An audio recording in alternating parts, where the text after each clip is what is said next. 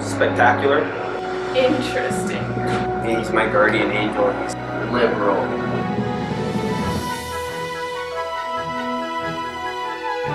I love him. He's a great teacher. He makes me whole. He's my significant other. When he tells me he loves me, that's really kind and sweet.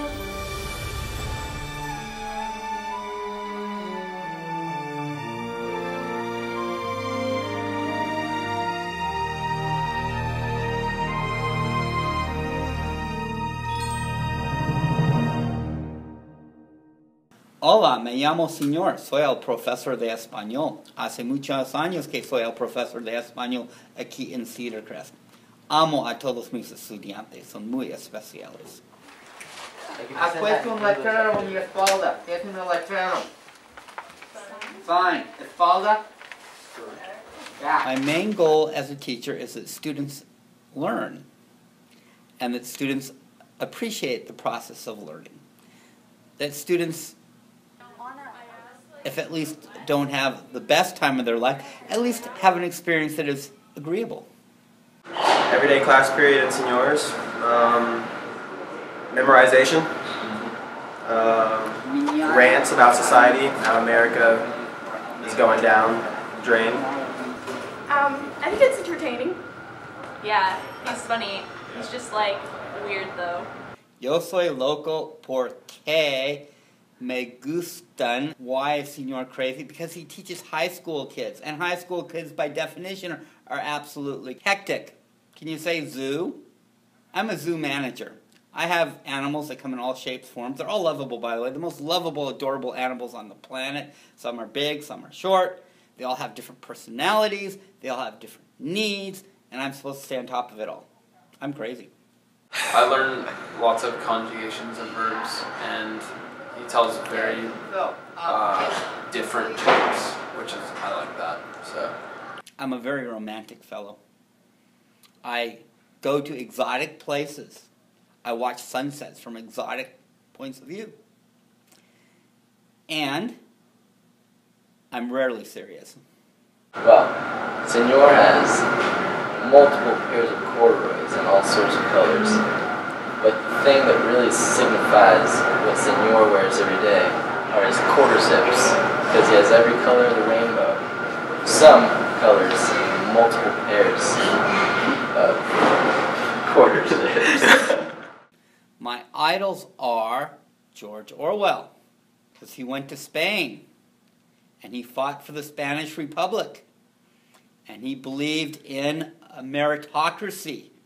People were successful, and their success was rewarded based on their efforts, not because they were born to the 1% class. Buenos días, mi público. Hasta la vista, hasta los tacos, y hasta pronto.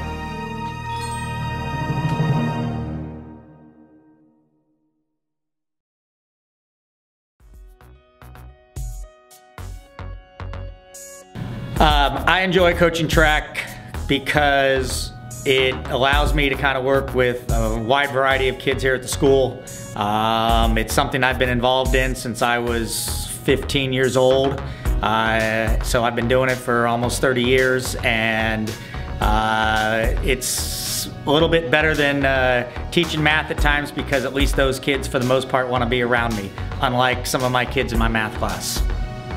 I enjoy coaching because it gives me an opportunity to be outside of the classroom with students, seeing them in a different element and watching them succeed and watching them play a game that they enjoy. The players are usually happy and enjoying soccer, and I really enjoy watching that happiness, and it gives me that opportunity outside the classroom. I like coaching, just working with the kids basically. That's the big part about it. Work with the kids and getting to still be a part of the sport that I played for a lot of years.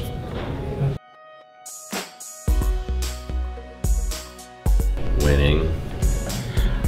With every season, I'm looking forward to seeing how the kids have improved from last year to this year. Obviously, we have all their marks from last year, but as the kids get older, we like to see that big jump in improvement, and it's always cool to see them rapidly improve or even slowly improve from one season to the next.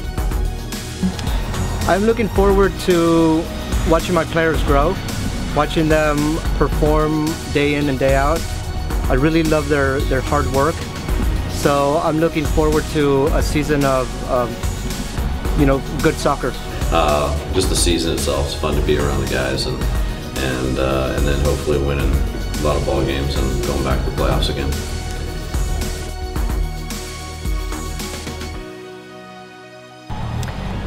I have a very good outlook for this season.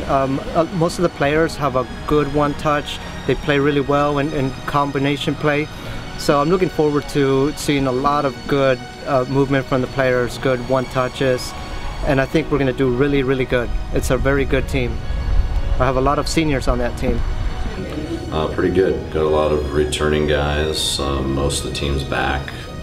Only lost 2 seniors from last year. They're big pieces, but we got a lot of important pieces back, and so again, looking to go back to the playoffs again. So the season's really going to depend upon how our individuals improve. We have a lot of seniors that graduated last year, and we're hopeful that we've got some individuals, as long as they stay healthy, are going to kind of be there competing for district and state berths.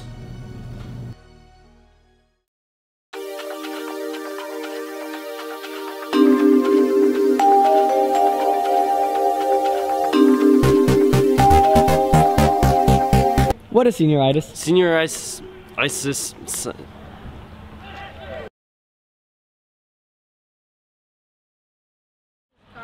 It's when you're copying answers for pre-calc homework in Simone's class and you're not actually doing it yourself. It's just wait for the smart kid to do it for you.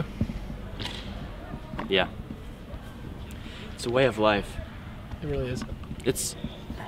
There could be a religion based around it. I'm surprised there isn't already. I'd convert. I'd join. Yeah. I'd make it. I go door to door, telling people that I have a great book about nothing because we got too lazy to write it. We wouldn't write it. I'm gonna start the Facebook message group. Oh sweet. Wait, are you really? Like, I mean. I'll start a Twitter. Okay. Hashtag no life. Here, I'll Snapchat story this real quick. Okay. All right. Get in the seat. Senioritis is when. It's. Do I have to do this? Yes, we really? have to make this video, yeah. I could be sleeping right now. I could be at McDank's with Seth. I could be. No, we have to be. Hey, Justin, what's senioritis? Dude, so. What? I don't know. Seth, what's senioritis? Seth! Hey, okay, Seth, what is senioritis? It's like Junior's trying to talk We're to selling us pancakes right now. Logan. Dude, I have that as like. What's senioritis? Really? All we do is eat food anyway. Let's go right now. Let's go. Let's go. Hey, Justin, you're in the shot. What? Get the idiot. Do people overcome senioritis? You graduate. You don't, actually. What? Yeah. Yeah, coffee? Yeah. Graduation day. It's more of like an acceptance thing. You wait a year? Bumping tunes. It's kind of like an acceptance thing, you know, like. Call the special number if it lasts more than 4 hours. Too soon?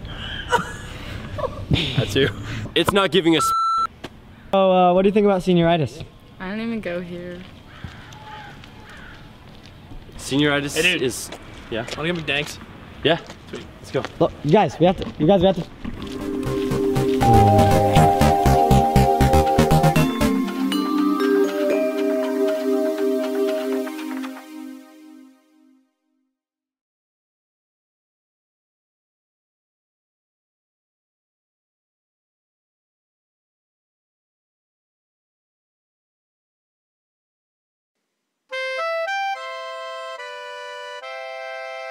There was a small town of eccentric young folk, whose talents stretched near and far.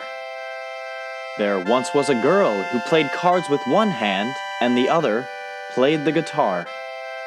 There were people that juggled, and people that danced, but the one man who lit up the town was a talented young accordion man,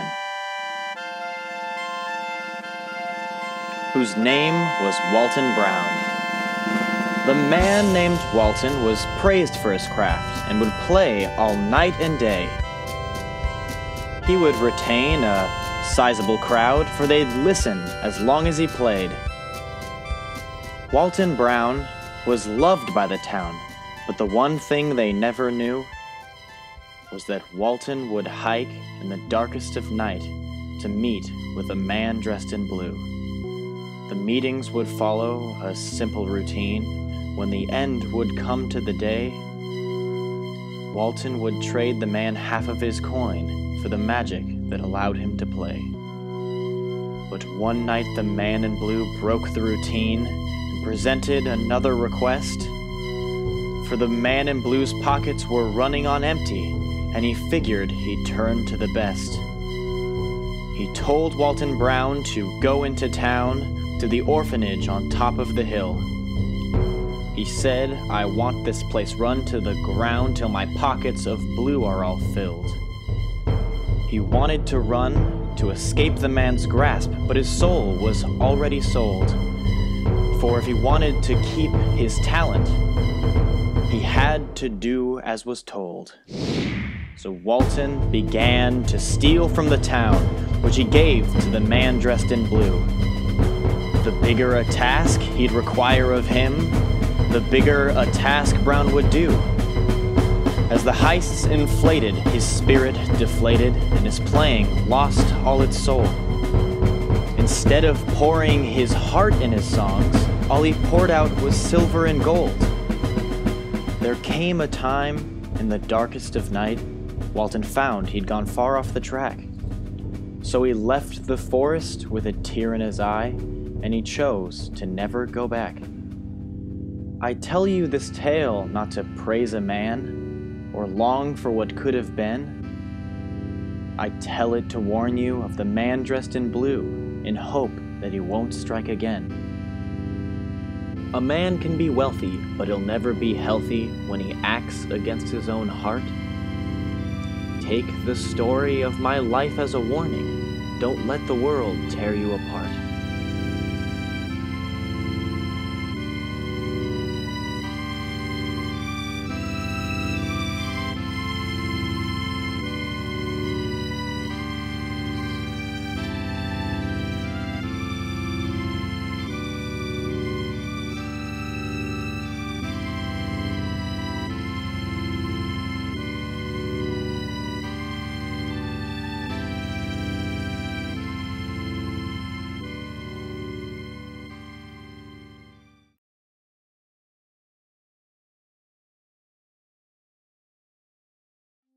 I'm Christian, or as some of you know me as Caden, and I'm here making this video as a response to a request in the GSA question box to talk about non-binary genders. So the gender binary is universally known as male and female. To put that in an example, if male is black on a color spectrum and female is white, colors are a lot more complicated than just shades of black and white. There's a complete rainbow of colors out there. That's what non-binary is the middle grays and the colors that are outside of the binary. Now, in order to understand non-binary people a little more, we need to talk about gender pronouns. Pronouns are really, really important to people because someone who doesn't really understand their gender or is transgender is going to feel very uncomfortable with being misgendered. If you identified as a male and everybody called you she, that wouldn't make you feel very comfortable. Well, it's the same way for transgender and non-binary people. Most people know gender pronouns as he, him, and she, her. So what about non-binary people?